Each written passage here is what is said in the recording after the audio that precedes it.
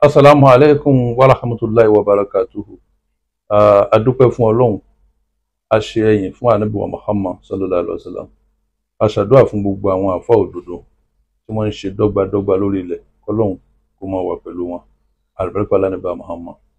Mo fi àsìkò yìí, mo fi tọrọ àforíjì lórí ẹ̀sùn tí àwọn ọmọ Shehu wa Suleimanu Farouk Oníkíjìpá Mufti Ìlọrin, ẹ̀sùn tí wọ́n fi kàn mí pé mo bá Mufti wí tọ̀, ọ̀rọ̀ máa ń jọra wọn ni, ṣùgbọ́n inna Allaha Gafuru Rahim, Ọlọ́run lọ́ba aláforíjìn o, gbogbo ibi tọ́rọ̀ náà bá ta bá, ẹ jẹ́ ká fi yá Ọlọ́run, ká fi yá Ànábì wa Muhammad sallallahu alaihi wasallam. K'Ọlọ́run ṣàforíjì fún gbogbo wa, àtèmi àtẹ̀yin àti gbogbo àwa tá a jẹ́ fans lápapọ̀ àti gbogbo àwa olólùfẹ́.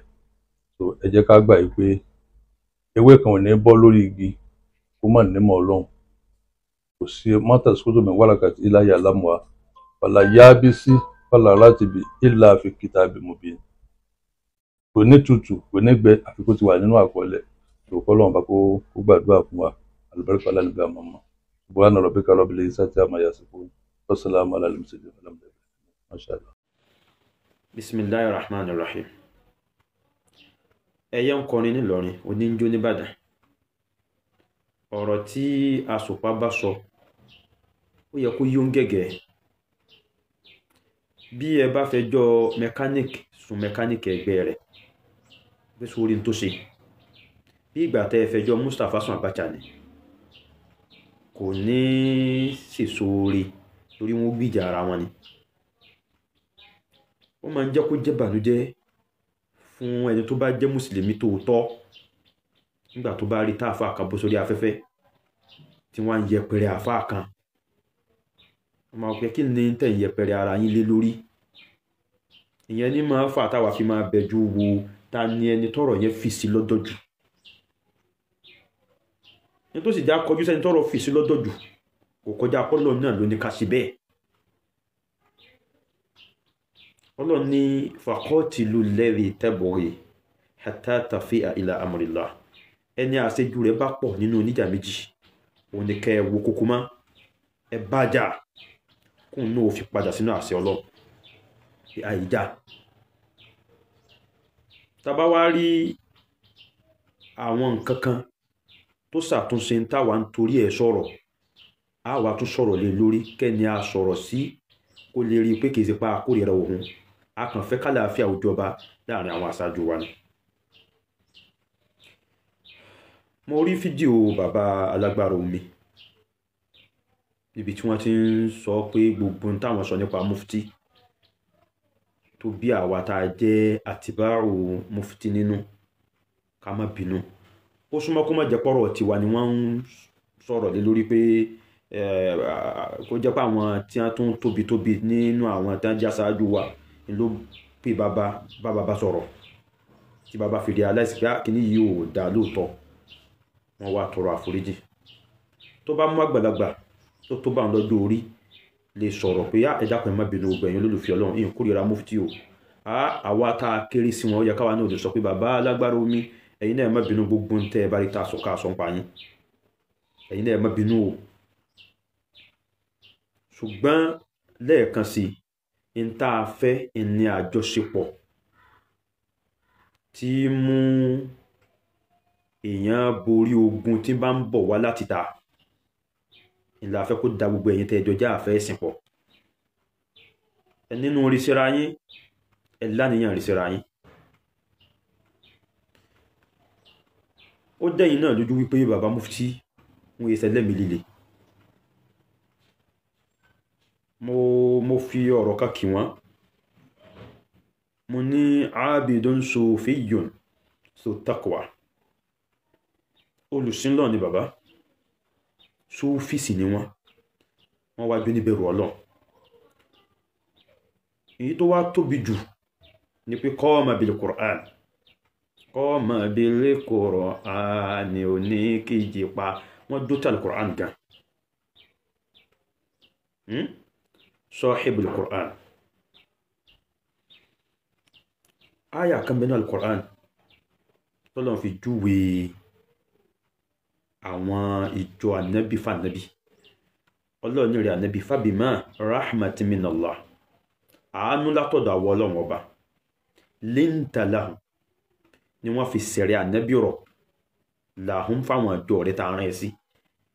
Ìwọ ni wọ́n sẹ̀rọ̀ fún wọn, torí wọ́n là ànábì ọlọ́run. Ìwọ ló gbọ́dọ̀ fi gbogbo ara bínú,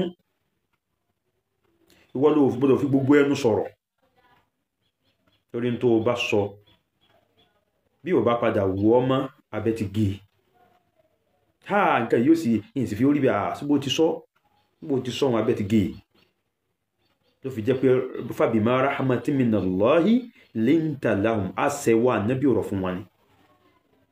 Walau kunta faddan, tó bá jẹ́ ẹni tí máa fẹnu sọ̀sọ̀kúsọ ni, ẹni tó le láhán, ìkọ́rò tó dílẹ̀ báyìí ó ti gbèpè jólẹ̀, ghalidhal qalbi, tó tún wá jó níbinú ọkàn, ẹni tọ́rọ yìí tán lẹ́mí rẹ̀ bọ̀rọ̀. Lanfaddu min hawlik, àwọn tí a kójọ fún ẹ̀yẹn wọ́n ó tú kálẹ́gbẹ̀ẹ́ rẹ̀, wọ́n ò ní rẹ̀ nìkankan wọn mọ́. Ojúlọ̀ bẹ́ ń rọ̀, ojú ni màálù ń rọ́jàre, ọbí ó dá lọ́rùn. Ìjà sáájú ta ní òwú, ọlọ́run ló fi kọ́ gbogbo wọn lọ́rùn náà fi tẹ̀lé ọ. Ó tún wá jẹ́ faddan, ẹni tí ò mọ̀rọ̀ kan láàyè sọ láburú, ghalidhal qalbi, ẹ̀mí rẹ̀ tún lè forí jìyàn bọ̀rọ̀. Lanfaddu min hawlik fa'fu anhum, máa forí jì wọ́n ni. Al-Qur'an ló wí bẹ́ẹ̀. Ló fi jẹ́ pé gbogbo àwọn ẹni rere bí bàbá mufti, àwọn ẹni rere tí bàbá mufti gbaṣẹ́ lọ́wọ́ wọn, wọ́n máa tọ́jú àmójúkúrò kalẹ̀ de ẹlẹ́sẹ̀ ni. Lórí ahọ́n bàbá mufti, ambassador mufti lèmi, tó ní àkọọ́lẹ̀, ó ní fídíò, àforíjì tí bàbá wa Agbára Omi sọ̀rọ̀ nípa ẹ̀, lẹ́tà àforíjì ti wà ńlẹ̀ kí wọ́n tó ṣe. Kò sí ẹbí mufti kankan tí ń bá wọn jà. Ẹnu tá a fẹ́ ká mọ̀ náà ni wípé a fẹ́ kí ìrẹ́pọ̀ tó dára kó wà láàrin ìyá ṣáájú wa. Ẹ rí pé ọmọ bàbá tí ń jáde tí ń bú mi sákìsàkì sákàsàkà sókósókó kò sí tí ò wí. Mi ò fi ìṣẹ́jú kan yà sọ́rọ̀ rẹ̀, torí tí ń ṣe kọ́ ni èmi ń ṣe. Èyí tó ṣẹ̀ṣẹ̀ ṣẹlẹ̀ tí bàbá wa Alágbára Omi ṣe yìí ni làwa ń fẹ́ tà fi ń sọ̀rọ̀. Nígbà wọn sì ti ṣe òun kò sí kankan mọ́, ó ti tán náà nù. Ìyẹn ni kí ọ̀rọ̀ bàbá wa Alágbára Omi yìí wá ní kí gbogbo ẹ̀yin tó kù dúkù kan bẹ ní ẹ̀mí yín síra yín ní kẹ́yìn náà ó ṣe. Gbogbo ẹ̀yin oníwàásí ìsọnù tẹ́ ń bọ́ sórí afẹ́fẹ́ tẹ́ ń ṣe pé ẹni tó bú sí Kàmálì àtúbọ̀tán rí ò ní dá, ẹni ó bú sí Ádámà àtúbọ̀tán rí ò ní dá. Alábòsí nìyí, wàásí òfò, wàásí tí ò wúlò fáwùjọ lẹ́ ń ṣe. Èèyàn méjì ó ṣe máa jà táwọn méjèèjì ó wá jẹ̀bi ọ̀rọ̀. Ǹjẹ́ bẹ́ẹ̀ sí ń bẹ̀rẹ̀ sí ní ṣépè yẹn, bó bá yẹ pé bẹ́ẹ̀ lẹ́sìn kọjú sálábòsí pé ìlágbájá ìwọ lọ̀rọ̀ yìí sì fi sí lọ́dọ̀ ju o, kẹ́ ẹ wá kọjú sí ẹni tábòsí rẹ̀ pọ̀ yẹn, kẹ́ ẹ sì sọ fún bẹ́ẹ̀ pé mọ́ sàbòsí mọ́.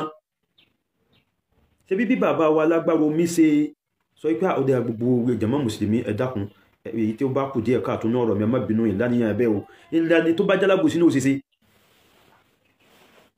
àti kíní àti kejì sáà mẹ́jà máa ń ìṣẹ̀rẹ́ ẹ̀yin tẹ́ ń sọ̀rọ̀ yẹn, alábòsí ni yín.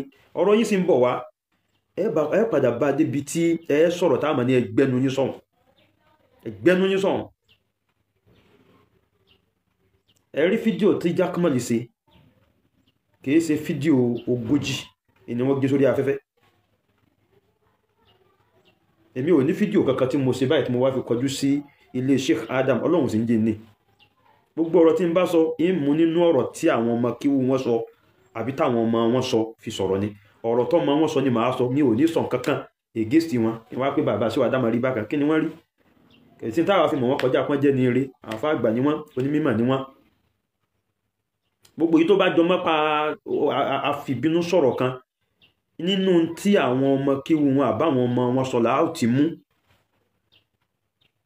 Gbogbo bẹ́sẹ̀ náà àwọn alájẹ́ àgbà pa ọmọ àfá àwọn ó jẹ ọmọ àfá àwọn wèrè yẹn. síbẹ̀síbẹ̀ náà sì tún dó lórí pé ẹ má búra yín mọ́, ṣé ìbúra ẹni nìyẹn àbí kẹ́ ẹ kọjú sálábòsí pé kó má ṣe bẹ́ẹ̀ mọ́. Àfà Jahmad náà mo mọ̀ pé òun náà ó ti wá wọ́ nǹkan yẹn bọ̀lẹ̀, kò ní dánwó ẹ̀wò má, kò ní sásánrú ẹ̀ sọ̀rọ̀ má. Bẹ́ẹ̀ ni àfà yasalunaka, ìbẹ́ ra àwọn fídíò tí wọ́n ṣe, ẹ̀sìn ra àwọn right up tí ń bẹ lórí afẹ́fẹ́, ẹ̀wọ́n làbúrò wá kó oníjà méjì pọ̀ kí a máa ṣe pé ẹni bá tó ṣe ẹni bá bú àwọn méjèèjì ẹ kọjú sálábòsí. Tí ń bá jálábòsí tí ẹ bá bú mi kò ní dùn mí, màá mọ̀ pé tí mo ṣe ni wọ́n fi ń bá mi wí. Nípa báyìí bàbá alágbára omi ẹ ṣé púpọ̀, ẹ ṣé púpọ̀. Àwa ń retí irú ẹ̀ náà lọ́dọ̀ àwọn ẹ̀ta tó já gbàgbàgbàgbà ẹ̀sìn tá à ń fojú sí pé kò yẹ kí ìdàrú àwùjọ mọ́ wá látọwọ́ yín. Ó ṣe jẹ́ nìyẹn o. Assalamu alaikum warahmatullah.